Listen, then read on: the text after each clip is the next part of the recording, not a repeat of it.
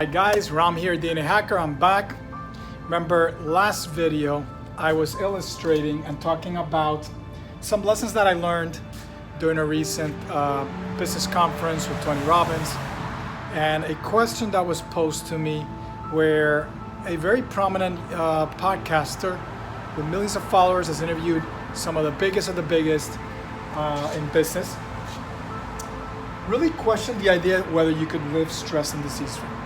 And so I went in that previous video, I highly encourage you to watch it if you haven't watched it, to explain certain key principles that Tony Robbins teaches in Business Mastery, but it doesn't really, at least in the Business Mastery, he doesn't give any explanation in detail on how you can increase your state. It's not something that happens magically. You don't will yourself to be in a good state. There's certain things that you can do and certain things that you can cultivate that over time you turn stress into a flow state. And I gave some analogies as to what that was.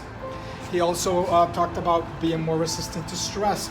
And that's exactly what we teach at Rama's Rooted Tree. At the beginning, you learn stress management, you develop an internal locus of control, your resistance to stress starts to increase.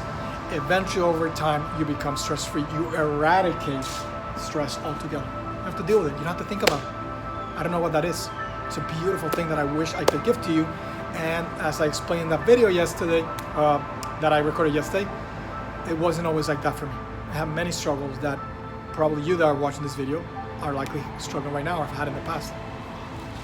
And then of course, taking care of your body. Health is another important factor here.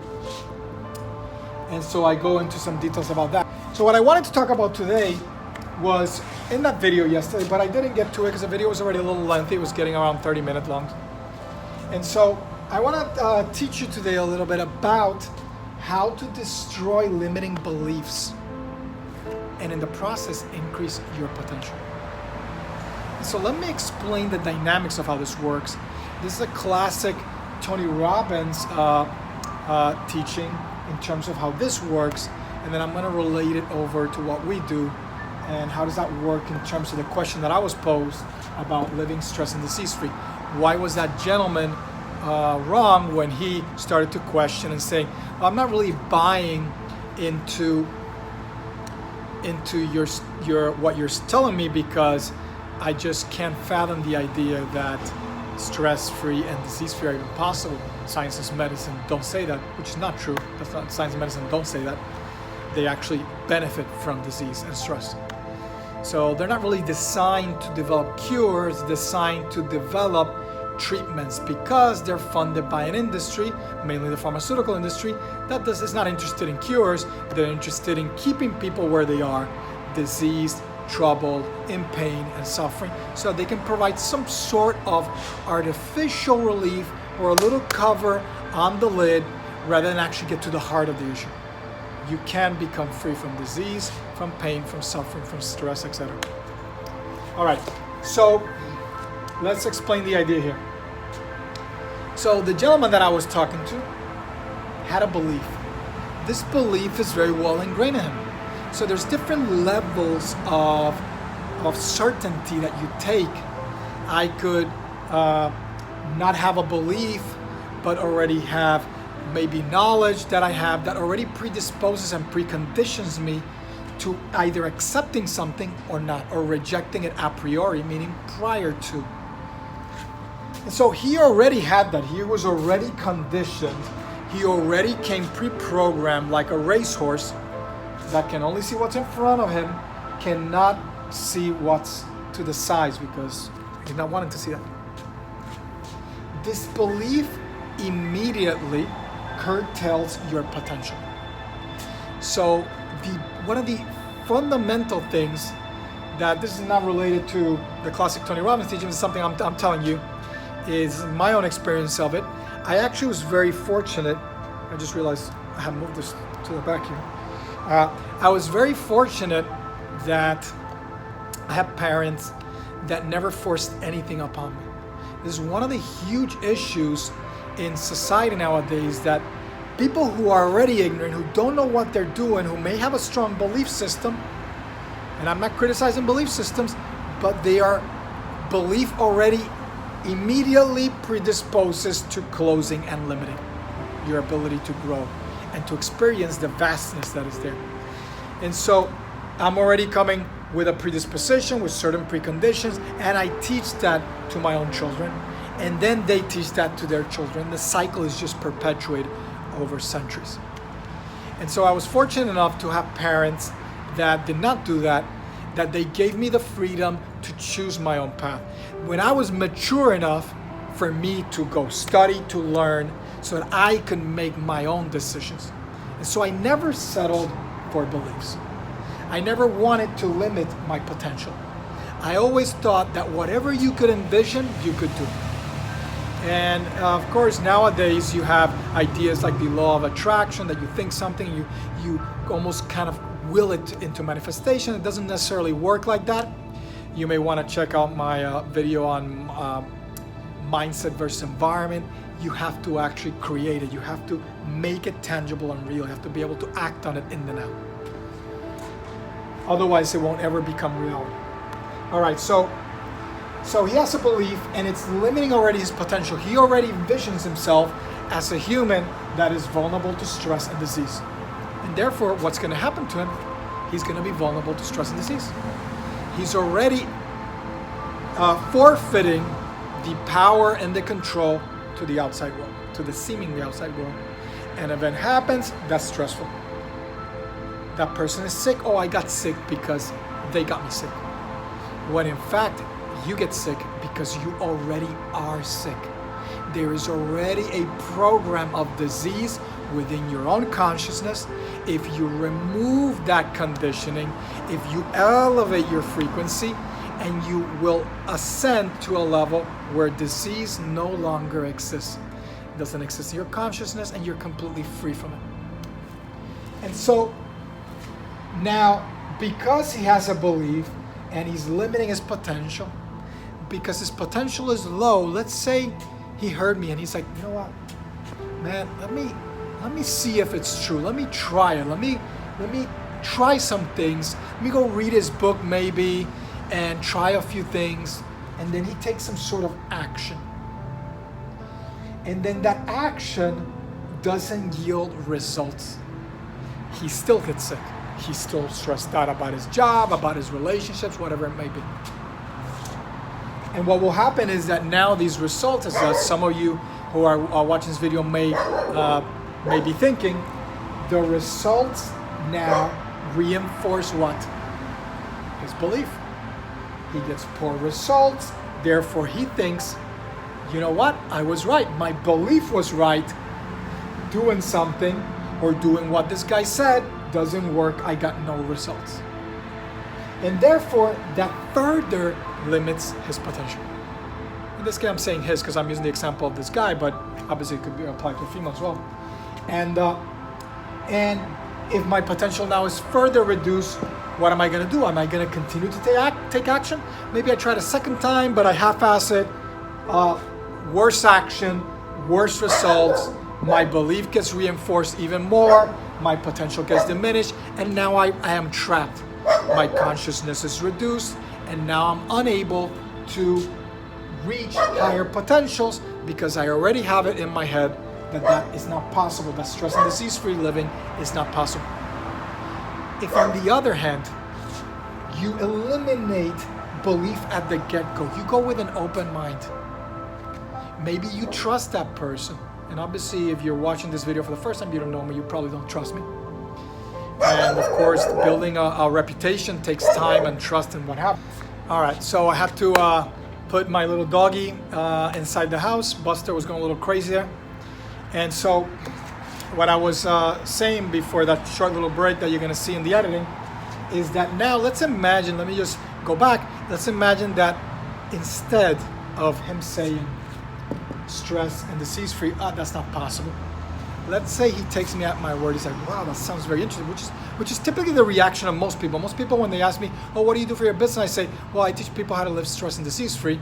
It's one of the main things that I'm doing right now because it's one of the first steps to unlock the hidden dimensions of consciousness, the hidden potential that a person has that are remaining dormant for most people. And so I say that, and most people react very positively, like, holy crap, that sounds amazing. I want to learn more. Maybe they want to look into the YouTube channel, follow me on social media to see what I do, what have you. Or go read some of the articles on medium.com. So let's say he reacts like that. He reacts very positively. So his belief is now not limiting his potential. He is opening the door to new possibilities. But now he has it in his head. He wants, and of course, I'll be right back.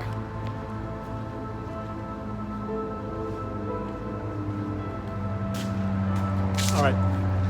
So he has an outcome that he wants to reach. So there's an outcome here that he wants, he desires, a result. But to get this outcome, you need to take some action. So to yield results, he must take an action. So how do you get to that desired outcome? So let's say I wanted to live stress and disease free. Am I going to trial my error my way towards the outcome that I want? Or towards the result? I don't even need to write outcome, but whatever. And would you trial and error your way towards that result and make mistakes along the way? What's going to happen if I do that? Well, even though I am open, I'm not restricting myself through my own beliefs, my own preconceptions. My potential is open. I'm open to change. Let's see what happens. But if I do not have a clear vision and I just want to trial and error my way there, then what's going to happen? I'm going to do action, but that action is not going to yield great results. And over time, if the errors are outweighing the successes, my belief that this doesn't work, that this isn't possible, will start to increase. And then my potential will start to become diminished and I will become trapped again. But if on the other hand, I now here, before I take any action, I do what? I plan. I have a plan of action. I write down what are the steps that I need to take to go to get to the results that I desire. And oftentimes what we're seeing is a shift because of social media, YouTube, the internet, where you're able to have access to more information more readily. Of course, that can also be dangerous.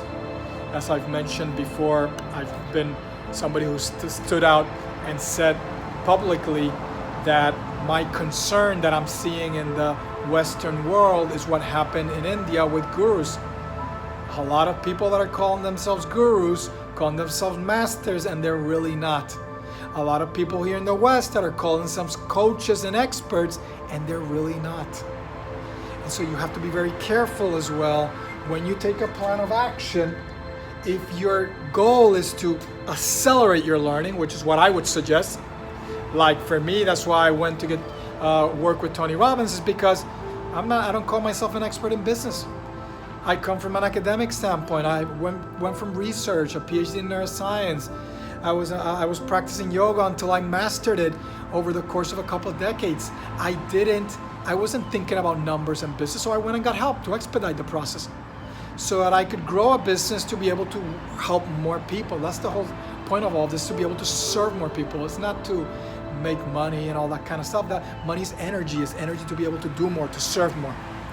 If you take that approach, I guarantee you'll have more abundance and more money will come.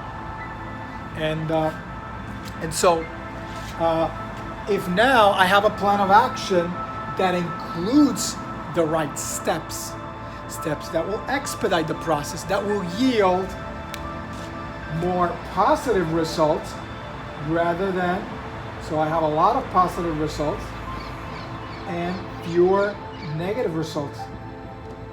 Because I'm getting more of this, what's happening to my belief now? Holy crap, that guy was right. I questioned him for a little, but I decided to take a chance And he was right. You can live stress and disease free. I'm finding myself more resistant to stress until eventually you eradicate it. I'm finding myself more resistant to disease, getting sick less often. I don't struggle with chronic illnesses. I don't even have a primary care physician because I don't need one. I'm not concerned about the diseases that other people are. That's how he's starting to think now. And as that happens, his potential grows and expands, and his vibration, his conscious vibration changes. And he starts to elevate himself above the level, the density of pain, suffering, struggle, stress, strife, disease. And he starts to rise above that. And as his potential grows, his actions, he's taking massive action, more action, powerful action. His action is more impactful. It does more. His willpower is increasing. He gets even more results, which further reinforce the positive things that he's seeing in his life or her life. And now that belief, it starts to grow even more until that belief goes from faith or belief to truth, to conviction. The person now started with belief or faith and now becomes the source of faith, of sustenance and grace for others, of inspiration for others, because now he or she embodies whatever they have cultivated. Therefore, it's very difficult for me to go to a doctor, for example, that is an oncologist but yet smokes cigarettes. Somebody who's teaching about weight loss but is themselves overweight. So whatever you do in life, embody it, integrate it. Be a role model, an example of what it's like to do the things that you're saying. You put your money where your mouth is and you do what you say. And so this is the idea. This is the cycle that you must break. These inherent beliefs that are very difficult to break, but with the right help and process, you can start to release them.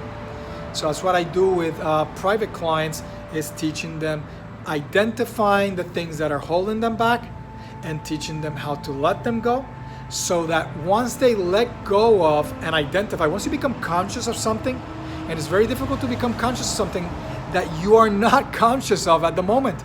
It's just operating there in the background and it's impacting you in very, very powerful ways. Once you identify it, then you can start dissecting it and doing something about it to extirpate it, remove it from your psyche. Once it's removed, it no longer has the power over you, and now your potential grows, your ability to do more. So in essence, what we're doing here is we're removing all the things that are in the way of the real you, the one with infinite potential. And so what you're trying to do is, instead of being a lump of coal, you're the diamond. You start to strip away all the impurities that are in the way of the pure diamond that shines, lets everything shine straight through and flow straight through. All right? So think about this. Think about this process. And this process definitely works if you implement the right plan, you take the right actions, you have the right coaching, the right mentoring, you're going in the right direction, then your results are going to be greater. Those results are going to be very positive. They're going to outweigh the negative. That's going to reinforce a different type of belief. That belief over time will become a conviction, a certainty, because you're experiencing it directly. The best teacher is direct experience. Once you experience it directly, your potential starts to grow because you now know more. You know it works. You know it to be true. And now you're not allowing belief to drag you down, to limit your potential, and to open the door to all the problems of duality of life, happiness, sadness, pain, suffering. So you're not going to be in the high or the lows of life. You're not going to be stressed out and then sometimes relaxed, and then at another point something triggers another episode of stress or anxiety or depression. You remain free and joyous and able to really unleash in a way that is real, not by words only, your true potential, which is infinite creativity as well. All right, so I hope that served you well. I'm Ram, and have a beautiful day. Take care.